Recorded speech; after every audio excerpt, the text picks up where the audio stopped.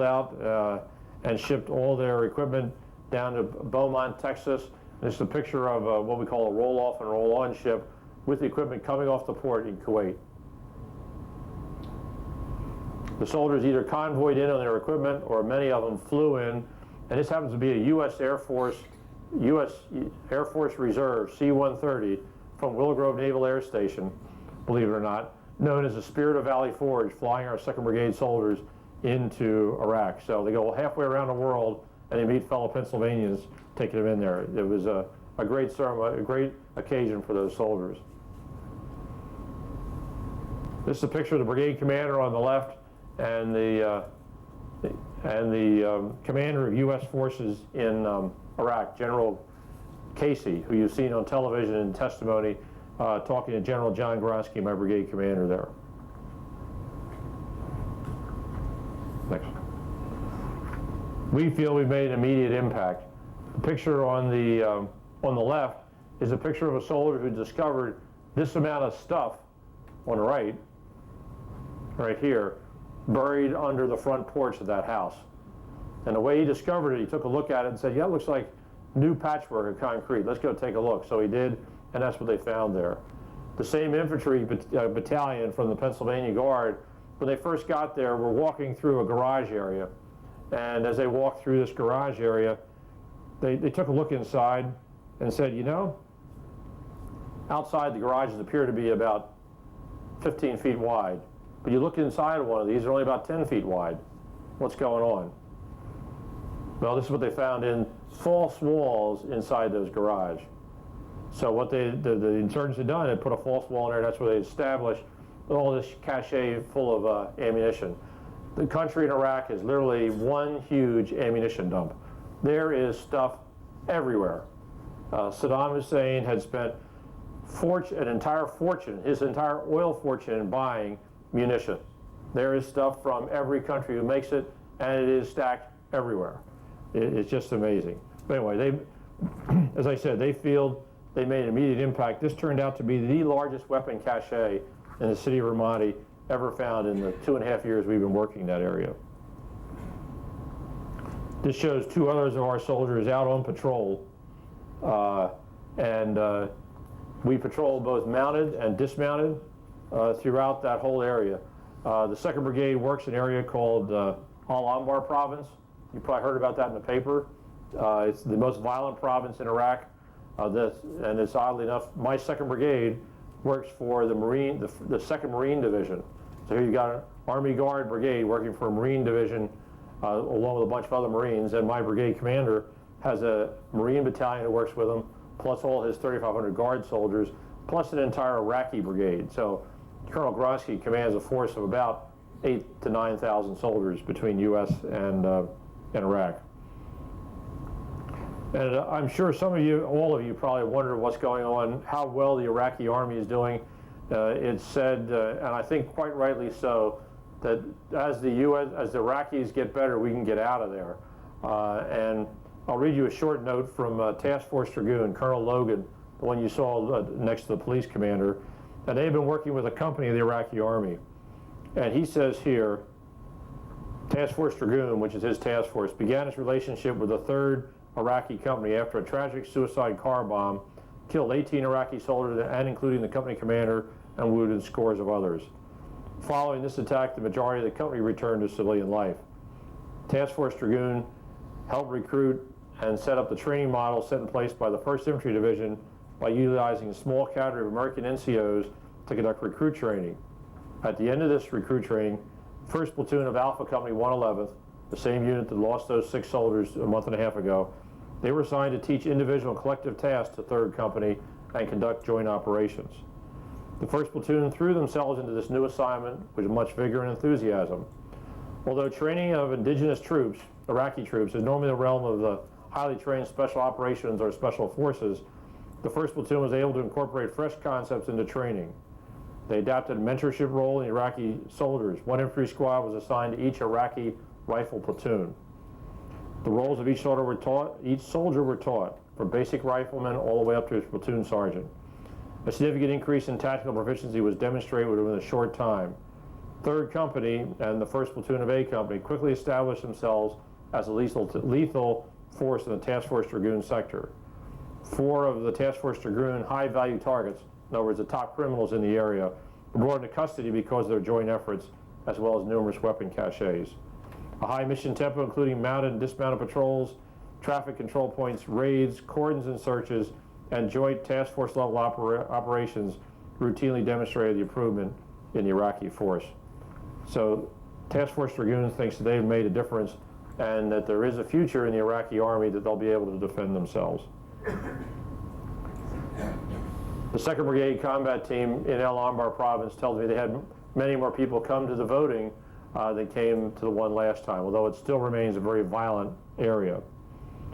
They feel also that they work for the Iraqi brigade that works for them as a definite combat multiplier. Now, 2 other things I was asked to mention briefly. In the history of the division, we have all these soldiers that are deployed. We have deployed 10,000 soldiers in the global war on terrorism now in the past 3 years, almost 4 years, out of the 14,000 assigned. So it's unusual to find soldiers in the ranks now not deployed at least somewhere.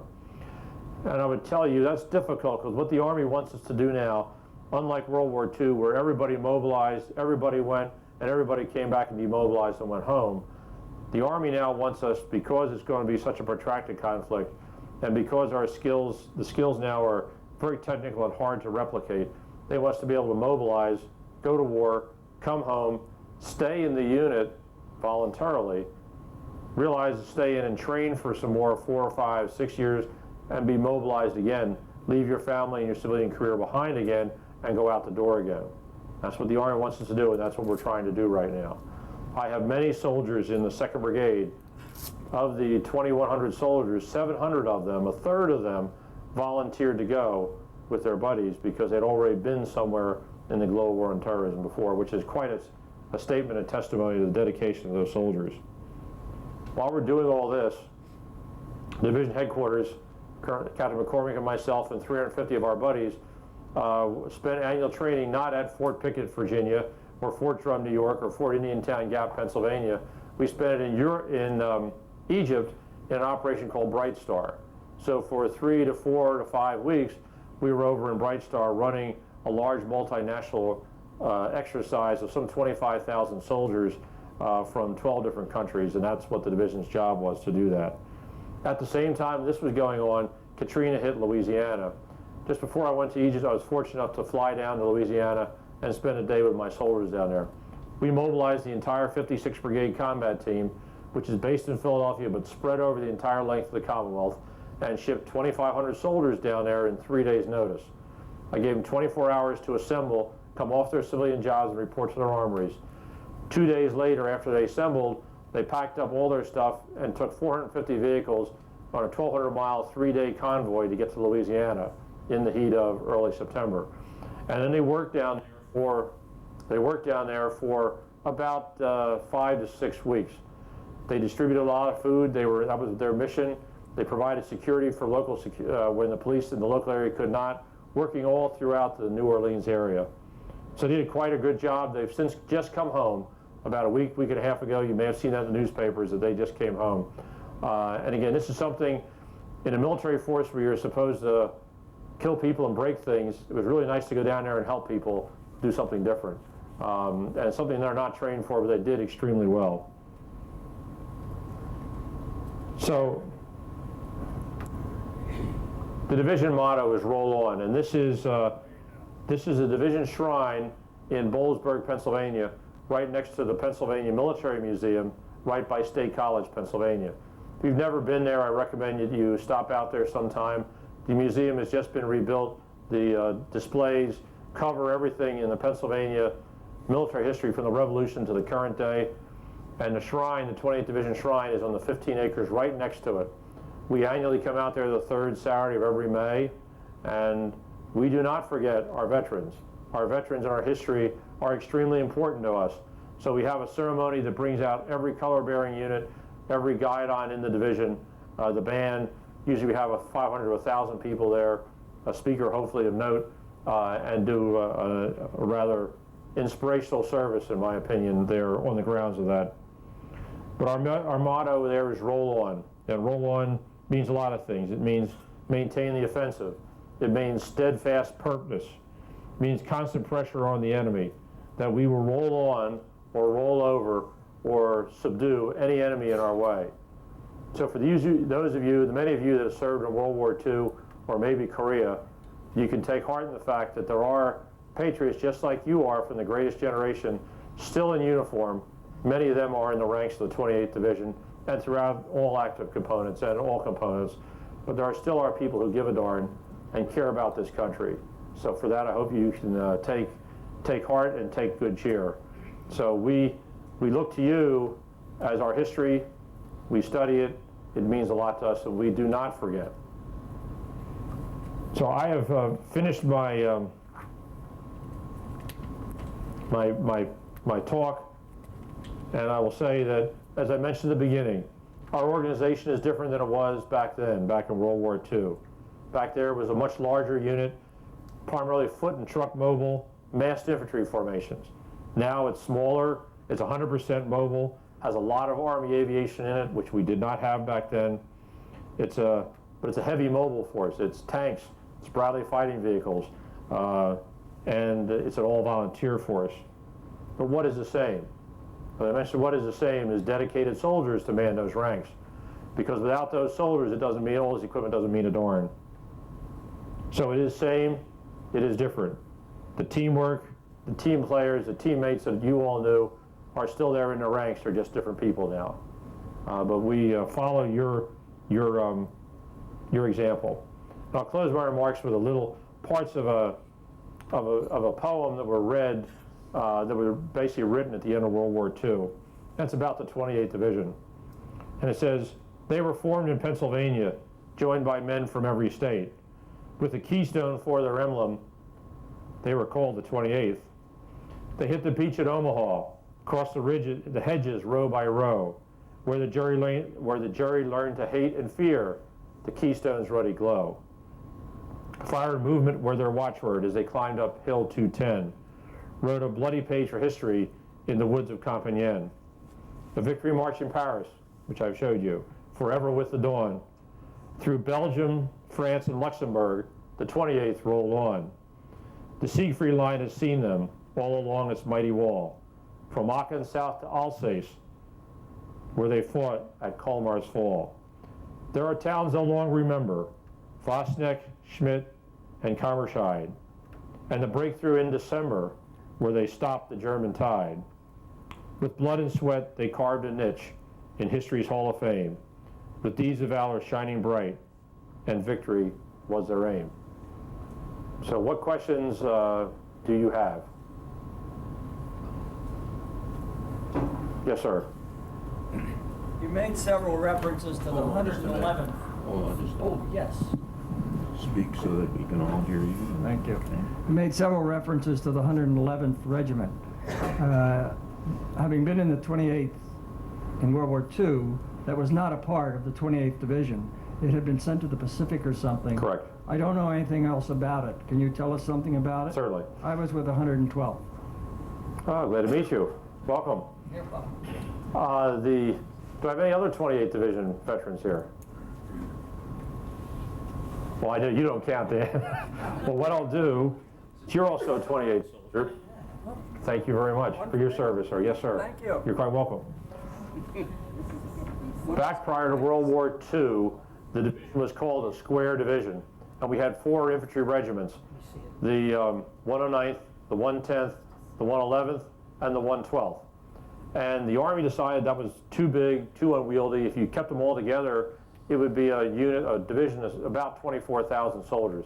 Too big, they didn't make it smaller. So they took one, and every Guard division was the same way. They took one of the infantry regiments, detached it for separate duty, and the 111th spent their time in the Pacific, in the central Lois, mandates. You have a call on 8-1. Lois, you have a call on 8-1. They did not see a lot of heavy action. The 109th, the 112th, and the 110th saw a lot, as you well know. But they did see some. They did have maybe about 30 or 40 soldiers killed in combat. Then when the division was reorganized after World War II, the 111th Regiment colors were sent back to the state. So now we have, instead of regiments, we have brigades. We have 3 brigades, and the regiment lineage lives on in a battalion formation. So we have only the 1st to 111th left at this point, and they're based here in Philadelphia. And they're the ones that are still in, their company is in Baji and Iraq right now. Yes, sir, back there. Next question? Ed? Are you getting all the supplies that you need? Yeah, for in Iraq you're talking about. Yes, that was a time when we first went in there in OIF-2 timeframe, which would be the spring of 2004. Quite frankly, in my opinion, we did not have all the equipment that we should have had. It was quite obvious, quite frankly, that the Army and the government did not expect the kind of fight that we were in. So since that time, that has changed. And all the soldiers that are overseas right now all have up-armored Humvees. They all have these bulletproof vests, improved body armor. They all have it. Even if you're in a rear area, you still have it.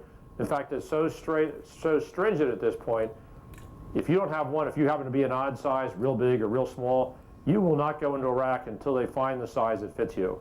They will stop you in Kuwait if you go in there. So everybody's got all that equipment. The Army has also come up with what they called the RFI, or Rapid Fielding Initiative. It's a lot of really good gear. They've changed the helmet, they've got the body armor, they have camelbacks, which are flexible water tanks with a drinking stem.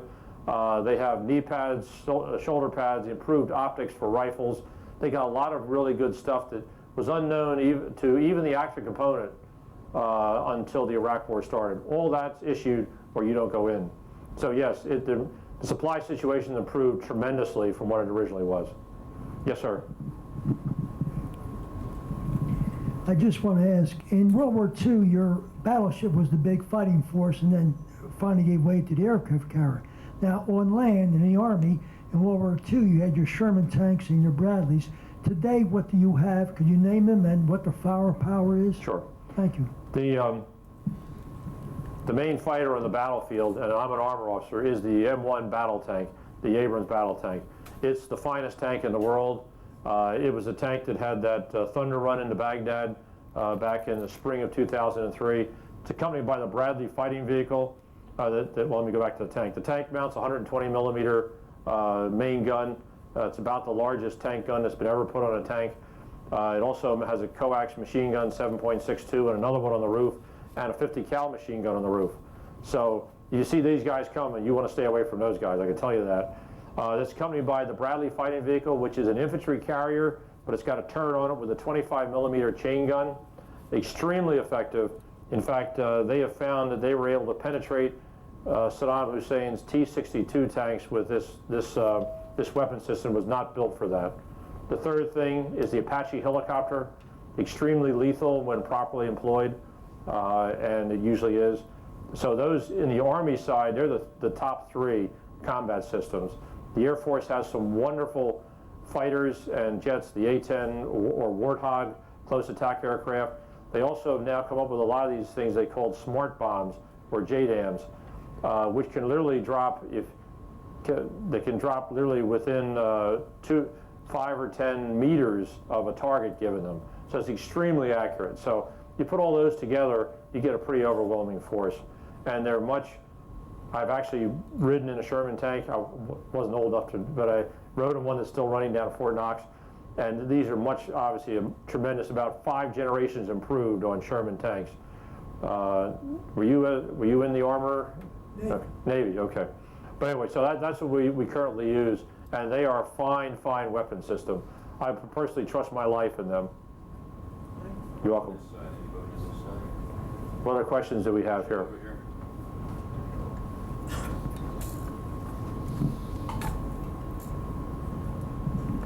Yeah, when they did the elections just recently, there wasn't as much action from the enemy. How can you explain that? We're doing good, I guess. I think there's a definite improvement over what's happened before. I think it's a combination of things. We had upped our troop strength to in the country to about 150,000 by holding over some people. We have been steadily, no matter what you hear on the political side, we have been steadily working on the Iraqi army, and that has been an ongoing case, and there were, I think, somewhere between 30 or 40,000 men under arms in some type of unit that could do something back when we had the election, I guess in January, I guess it was. Now there's about over 100,000 or 150,000 organized into 88 battalions that can do some degree of work in force. So we have more troops, our troops and Iraqi troops, we can put on the street, number one. And the troops over there, and we've heard from them, both Captain McCormick and I have heard from them, they worked extremely long hours in the run-up prior to the election. They also did the same thing they did before and stopped all vehicle movement. You just don't drive, you walk for that day. So anybody who wants to put a bomb in a car doesn't do you any good because you can't drive, because if you're found driving a vehicle during this election, you'd probably be shot right there on the spot by our security force. So a combination of those three, and then I am an optimist enough to believe or to hope that I think some of the Iraqis are getting tired of all this stuff. So hopefully they're beginning to lose their support. We'll know a lot more in the next 6 months. They have to go through the next election, and then they're really going to be kind of, that's when they start taking the training wheels off at that point. But a combination of more force, U.S. and Iraqi, and the Iraqi force probably tripled over what they had before, and it's better than it was in January, I think was really what kept it down to there was virtually nothing to happen. Yes, sir, in the back. I get asked all sorts of things back to World War II, but I'm interested in the future and what this will mean for the 28th Division. Would it possibly mean fewer and larger armors? I know it doesn't have the local, but I'm interested in how you would see the reserves, and particularly the 28th Division, looking forward, not back to World War II, although there's a lot of questions. It might mean you're putting headquarters at Willow Grove and so forth. Could that possibly be a direction you will go, or change in training and so forth? The answer is maybe. Compared to World War II, the division was larger to get the same amount of combat power. We now have, in World War II, we were about 18,000 soldiers. We now have our required demand at about 13,000, of which we're very close to that number now at this point. We now, given the fact of like the unmanned aerial vehicle that I showed, the Shadow, we can see things a lot better than we ever were able to before. Our tanks are faster. They have a longer range. Our optics are better. We can see a lot longer. We now can occupy, one brigade can occupy the battle space that almost a whole division would occupy last time, because we're more mobile, our weapon systems are better, they can fire longer, they're more lethal, they're more accurate. So the bottom line is we can do with less soldiers in these units because the effects of the weapon systems we have are that much greater.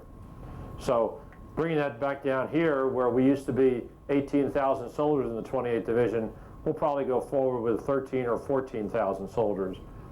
That means there'll be less armories. You mentioned Willow Grove. We're working with the governor of the Commonwealth. There's a really good chance that the 56th Brigade, the Stryker Brigade, the one I commanded several years ago, will move to Willow Grove. We'll see. But that is a potential. We now have an opportunity. If the Navy gets out of there fast enough, we might be able to get in there and take advantage of some of the spaces. And there's some benefit to that because we are a joint team. In other words, we work closely with the Air Force. The Air Force can do things that I can't, being an Army Division commander. And if you're the enemy and you got the Air Force bombing you and me shooting at you with my tanks, you're in a world of hurt, as opposed to just me shooting at you with my tanks. So with the Air Force and with the fighter bombers that are there, the A-10s actually are at Willow Grove, it would be a good mix. So we'll see if that can actually come out, but that's something we're discussing right now. Next question. Yes, my friend from the Navy again. Wait, let's have somebody that hasn't asked. You'll just excuse me. Oops. Were you over in Iraq? I have been in Kuwait. I visited my soldiers in Kuwait, and I visited them in Afghanistan, and it looks like I'll be in Iraq, I can't tell you when, before Christmas. Now I'm looking forward to that. I have a chance to actually be there on the ground with them. I extensively correspond with them, but I have not been there on the ground. Been close, but not actually on the ground. Next question. Yes, sir. General, seems to be a lot of switching around between units. You go part with the Marines in one situation and part with another outfit. How do you keep chain of command, I mean, and direction in that situation when you're switching back and forth? It's an emotional event for the commander who basically gets plucked out. I mentioned in OIF 2 we had 7 separate companies. So we mobilized the company and the company commander, and he was the senior guy who took them forward. That was pretty tough.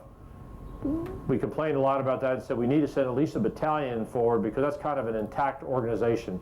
It has its own support element, it has its combat elements, it's got its medics, and so it can kind of take care of itself. So the Army is now mobilizing battalions or brigades, which are the next unit up. The way we do that, we mobilize them and train them and tell them you're going to be working for whoever their gaining command is in country, and then when they go work for them, they talk to me only as like a liaison. I'm not in the direct chain of command of the 2nd Brigade, and I couldn't be because I'm not in Iraq. The brigade commander works for the Marine commander, and the Army is trying to go that way so they can take and tailor forces for specific missions. It gives us a lot more flexibility when we can do that. So, whereas in World War II, the main combat force was a division, they were the ones who were deployed by groups, a division by itself with all its elements. Now the Army's powered that down, and now the standard will be we deploy brigades. So I can send one of my brigades to work with the Marines like they're doing right now, and it's possible another Guard division, the 42nd Division, is overseas. They have an active duty brigade, 2 Guard brigades, and a Marine unit working for them. So they're trying to make us more interchangeable so they can do more with us. It seems to be working, actually. Yes, sir. Every night we watch the TV, my wife and I'm sure there's other people also. When you see these car bombs going off and roadside bombs, and you see, well, our boys get hurt and killed, it hurts you. And I always say to myself, well, what is it? What triggers that roadside bomb? Is because their cars are weighing 3,000 pounds versus our vehicles weighing several tons? The pressure triggers it? And if so, is there any way you can avoid them or something? There's several ways. They're mainly triggered by 2 ways. Usually either there's a wire, it's a remote detonation using a detonator for the wire. They don't do that very often because then they have to hide the wire. Not only do they have to hide the bomb or the artillery shell, but they got to hide the wire as well. And then they have to be relatively close because you can't send the impulse over wire long distance.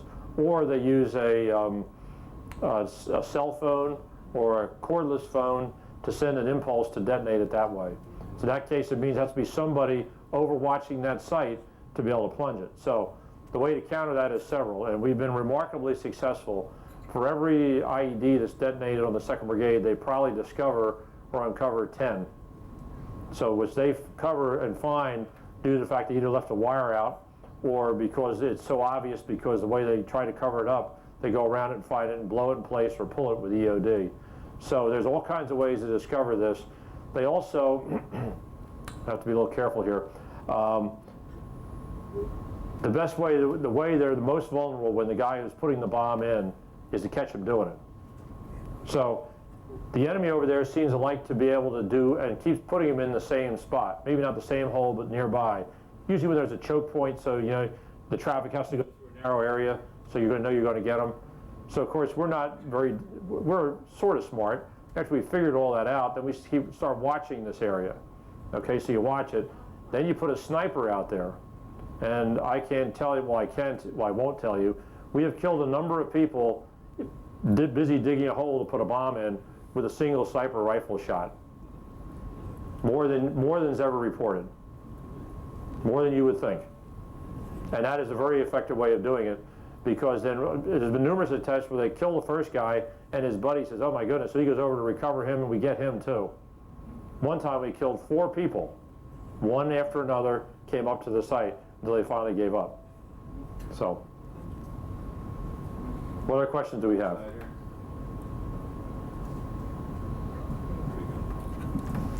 Just a quick question, General. What is the caliber of the artillery that you're using now? It used to be the 105 and 155. The standard in a heavy division is the 155, and we still use that. It's now on what they call a Paladin, which is a self-propelled howitzer. It looks something like a tank. It's very, very good artillery piece, and they have their own onboard global positioning system, so they know exactly where they are. If you were an artilleryman, you had to put out stakes and figure out where you were and all that kind of stuff. Well, they know exactly, so they can literally move to a position, set up just like that, and have rounds down range. We use them in Iraq a lot in the counter battery role. In other words, in defense of our forward operating bases, we'll have a platoon of howitzers, 3 howitzers. If anybody tries to drop our rockets or mortars in on them, we'll counter battery them right away because we have radars there with them as well. So it's the 155 piece is the primary weapon we use. Yes, sir. What are the predominant handheld weapons used by the men in Iraq? The predominant one is the variant of the M16. There are several variants, but that's the predominant shoulder-fired weapon. Also, a number of them carry 9mm pistols, which is the one that followed the .45 caliber automatic. So it's an automatic as well, but there's a small version of the M16 called an M4 carbine, which is great for use in close-in city fighting because it's shorter and stubbier, and you can move it around very quick when you're in very close quarters. We also have a series of machine guns, 7.62 machine guns, which are crew-served weapons, and if you served in World War II, you're familiar with the 50 cal machine gun. That still is the same weapon that was there then. It still keeps chugging along. It's a wonderful weapon system. The enemy over there, if you show up with a bunch of Humvees with a 50 cal machine gun mounted on it, they usually stay away from you because that bullet will go through walls, trees, everything, as you know. Do you have any other questions?